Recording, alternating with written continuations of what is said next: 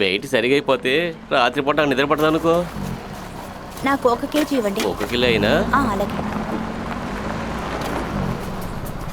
నాకు దుంపలు పెట్టమని చెప్పలేదు. దుంప ఎక్కడ? అక్కడుంది చూడండి. అరే ఇక్కడుందా? వెంటనే అరే నేను తీసుకెళ్ళాలా? చూడలేదు. అరే ఇదే నా సమస్య. నేను ఏది వెయిట్ వేసినా ఈ దుంప వచ్చి అక్కడ ఉంటుంది. దుంప తానుగా వచ్చింది అక్కడికి.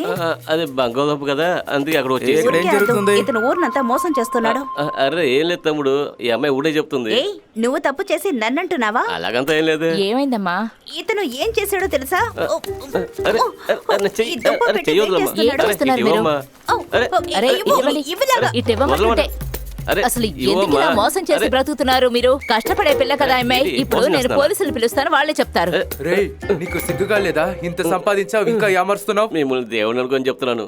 నా పిల్లల పైన ఒట్టేసి చెప్తాను, ఇక పేద ఇది వాటి చేయను. సరే సర్లే, క్షమించండి. జరిగింది అదే జరిగిపోయింది. ఇంకెప్పుడు అలా చేయకండి. 1 కిలో దుంపలేయండి. అలా ఇప్పుడే వేస్తాను. క్షమించడం కుదరదు. మీకు ఏం ఇతన్ని కావాలంటే పోలీసులకు ఏదేస్తాను. పట్టివ్వాలి. అతను క్షమాపణ అడిగాడు కదా, ఇంకెప్పుడు చెయ్యర్లే. అదే ప్రేమే కదా జీవితం. అంతే కదా. ఈ బంగాళదుంపలు ఏం అక్కర్లేదు. అరే. మీరు రండి, ఇంకో కొట్టుకు వెళదాం. నాకు నువ్వు బాగా నచ్చావు. అమ్మాయి అంటే నీలా ఉండాలి. మర్యాద ఇచ్చే చోట ఇచ్చే తీరాలి. వెళ్ళు మీకేం దొరకదు.